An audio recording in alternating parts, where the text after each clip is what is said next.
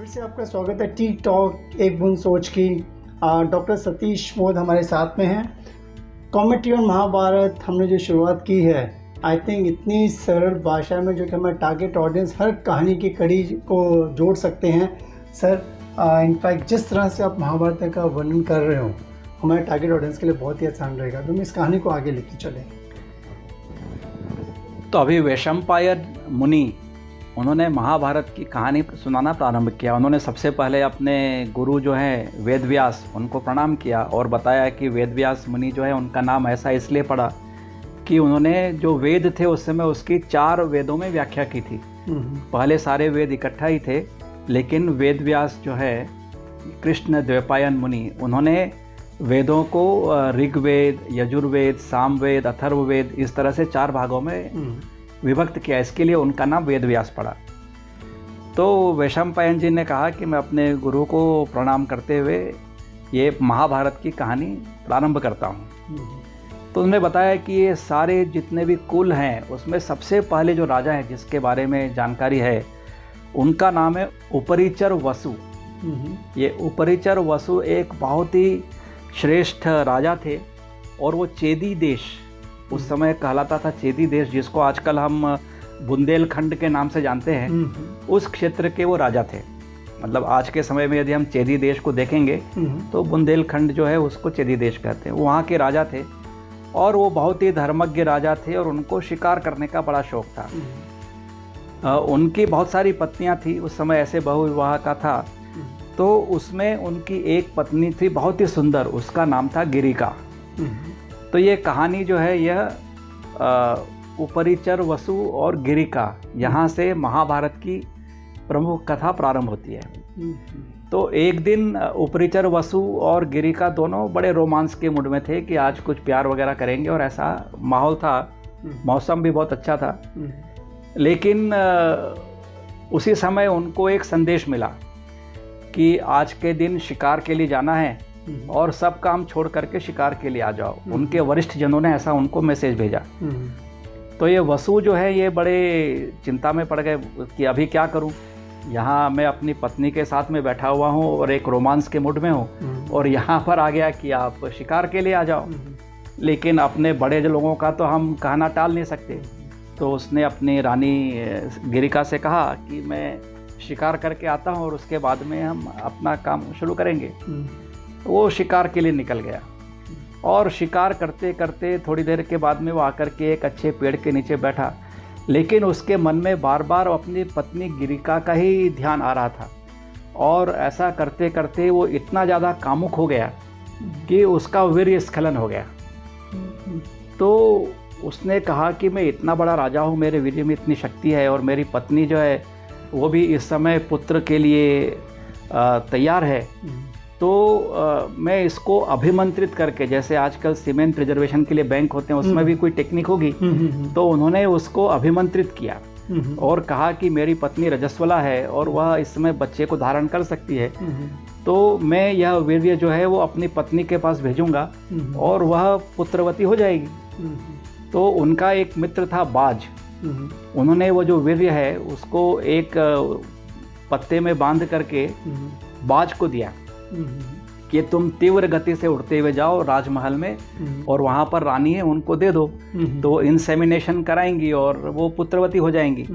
तो बाज ने कहा ठीक है मैं जाता हूँ। तो बाज एकदम तीव्र गति से उड़ के जाने लगा। रास्ते में एक दूसरा बाज आ गया, उसने कहा कि ये कौन है जो इतनी तेज गति से जा रहा है, तो उसने उसके ऊपर युद्ध कर दिया। अब दोनों बाज में युद्ध होने लगा। तो उस झगड़े में उसके पास जो इंसेमिनेशन के लिए जो था वीर्य पत्ते में वो नीचे गिर गया। नीचे यमुना नदी बह रही थी। कहानी जो है वो कैसे टर्न लेती है आप देखते जाइए, महाभारत की बड़ी भारी विशेषता है। तो अभी वो वीर्य जो है वो यमुना नदी में गिर रहा था।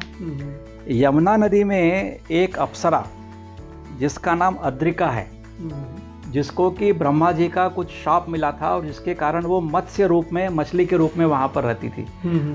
वो अप्सरा थी, उसको तो सब आसपास की चीज़ों का ज्ञान होता था। उसको अचानक ध्यान आया कि ये वीर्य ऊपर से गिर रहा है और ये इतने बड़े महाराजा का वीर्य है, तो उसने वो वीर्य ले लिया और उसने स्वयं का इंसेमिनेशन करा लिया। अच्छा। और उसको ऐसा एक श्राप मिला था कि जिस समय तुम पुत्रों को जन्म दोगी तो तुम मत्स्य रूप से वापस अप्सरा बन करके इंद्रलोक में आ जाओगी। तो उसने अपने आप को इंसेमिनेशन करा लिया, उसको तो अच्छा मौका मिला। और कुछ समय के बाद में उसको एक पुत्र हुआ और एक पुत्री हुई। तो जो पुत्र था वो उसको मछुआरों ने बताया राजा को, ये तो आपके ही पुत्र पुत्री लगते हैं, बहुत ही तेजस्वी हैं। तो जो पुत्र था उसका नाम मत्स्य रखा और वो राजा के साथ रहने लगा और बाद में बहुत बड़ा राजा करके मशहूर हुआ। लेकिन ये जो कहानी जो है वो मत्स्य राजा की नहीं है, ये कहानी है उस पुत्री की। वो जो पुत्री थी उसका नाम सत्यवती था और वो सत्यवती जो है उसके शरीर से मछली की बहुत गंध आती थी। तो दिखने में बहुत सुंदर थी, बहुत अच्छी आंखें थी, शरीर बहुत सुडौल था, लेकिन उसके शरीर से दूर दूर तक मछली की गंध आती थी, उसके आसपास कोई पुरुष भी नहीं आता था। अभी एक दिन ऐसा हुआ कि जब वो सत्यवती वहाँ पर टहल रही थी तो वहाँ से महर्षि पराशर वो गुजर रहे थे।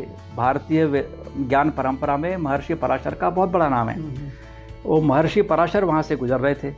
उन्होंने जब सत्यवती को देखा तो उनको बड़ा आकर्षण हो गया कि अरे ये तो वर्जिन है और बहुत ही सुंदर है, तो इसके साथ में समागम करेंगे तो बहुत अच्छे पुत्र की प्राप्ति होगी। तो उन्होंने सत्यवती से कहा कि मैं तुम पर आसक्त हूँ और मैं तुमसे प्यार करना चाहता हूँ। तो सत्यवती ने कहा कि ये तो इतने बड़े महर्षि हैं, इसका लाभ उठाना चाहिए। तो उसने कहा ठीक है मैं तैयार हूँ, लेकिन आप मुझे एक वर दो कि प्यार करने के बाद में भी मैं वर्जिन ही रहूँगी। और दूसरी सबसे बड़ी बात यह है कि जो मेरी दुर्गंध जो पूरे शरीर से आती है वो आना बंद हो जाए और मेरे शरीर से बहुत अच्छी सुगंध निकला करे। तो महर्षि पराशर तो बहुत बड़े महर्षि थे, उनके लिए सब था ठीक था। उन्होंने कहा ठीक है ऐसा ही हम करेंगे। तो उन्होंने कहा ये तो हम नदी किनारे बैठे हैं, ये सब हम कैसे कर सकते हैं। तो महर्षि पराशर ने अपनी योग्य विद्या से वहाँ पर पूरे कोहरे का माहौल बना दिया और उन दोनों का समागम हुआ और महर्षि पराशर चले गए। कुछ समय के बाद में सत्यवती ने एक पुत्र को जन्म दिया। वो पुत्र जो है उस पुत्र को उस नदी यमुना नदी के एक द्वीप के ऊपर जन्म दिया और वो काले रंग का था, उसका रंग कृष्ण था। तो उसका नाम हुआ कृष्ण द्वैपायन।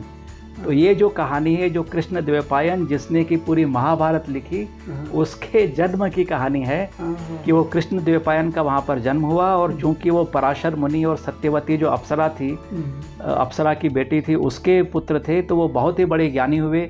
उन्होंने वेदों का अध्ययन किया और उन्होंने ही आगे जाकर के महाभारत की पूरी कहानी लिखी। ऐसा इस एपिसोड में कृष्ण द्वैपायन के जन्म की कहानी से महाभारत की कहानी प्रारंभ होती है।